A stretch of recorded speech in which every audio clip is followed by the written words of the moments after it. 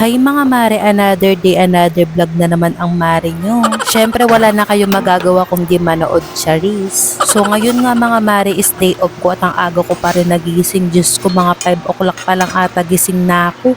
Sabi ko sa inyo mga mare, kahit day off ko wala magpapahinga. Hoy, hindi marunong magpahinga yung babaeng to. Hinanda ko na nga tong almusal namin mga mare. Nagluto na ako kasi pag di ako nagluto hindi rin sila kakain, Charis. Marami rin kasi akong agenda for today's video mga mare, kaya maaga rin talaga ako nagising. Wala nga pasok si Michael ngayon pero sabi niya babiyahe siya, kaya inuna ko muna yung almusal niya.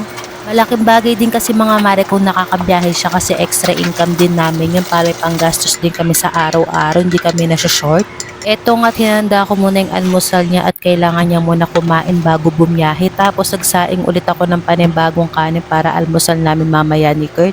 Ngayon nga lang ulit nakabiyahe yung asawa ko mga mare kasi nung mga nakaraang day off niya is meron siyang gawa at meron siyang extra. Ngayon kasi mga mare wala nagpapagawa sa kanya kaya bumiyahe na lang muna siya. So after nga niya umalis mga mare, buti na lang luto na tong sinaing ko, tapos sinignan ko yung mga labahan namin. Diyos ko, ang dami mga mare, tambak na naman yung labahan natin for today's video. Sinimulan ko na nga na maaga yung mga labahan ko mga mare para maaga rin tayo matapos at mahaga tayo makapagpahinga mamaya.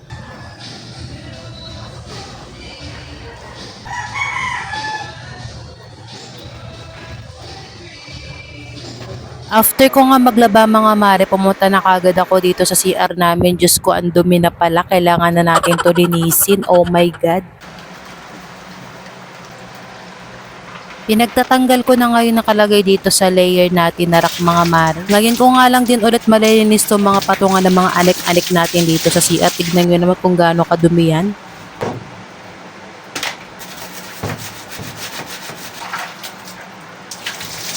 After nyan mga mare, sinunod ko na nga din tong linisin, brushin yung toilet bowl namin. Pagpasensyahan nyo na mga mare, wala pala akong gloves dyan, kaya hindi na ako nakapag-cover ng kamay ko habang naglilinis.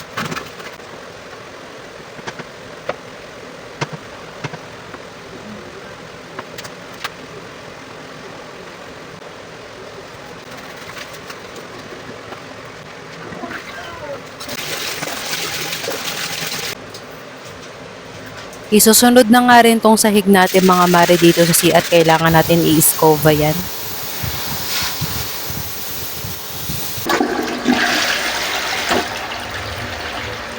Ayan, malinis na ang CR. Tapos yan mga mare, tinuruan ko na nga rin tong anak ko dito sa module niya.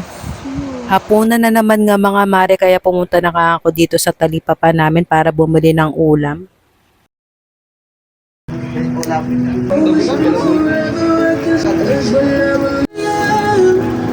Ang uulamin namin ngayon mga mare, itong tinolang manok kasi gusto ng asawa ko yung masabaw daw.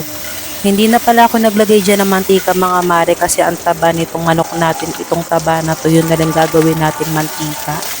Papalutungin natin yan mga mare, tapos kakainin natin yan. Oh, ang sarap kaya nito. Ginisa ko na nga tong sibuyas, bawang, luya natin, pinagsabay-sabay ko na sila mga mare, tapos nilagay ko na tong manok. Igisa-gisa lang natin yan. Tapos mag-a-add tayo ng nawasa mga mare, o diba? Nilagyan ko lang yan ng pamintang buo mga mare, tapos papakuluan natin siya. Nakalimutan ko pala videohan mga mare, nilagay ko na nga tong sayote natin. Lagyan ko na nga rin tong mga mare ng asin, patis, tapos chicken nor cubes. Lagay ko na nga rin tong dahon ng sili mga mare, tapos hinalo-halo lang natin to. So ayun lang mga mare, luto na ang tinolang manok. Kain tayo.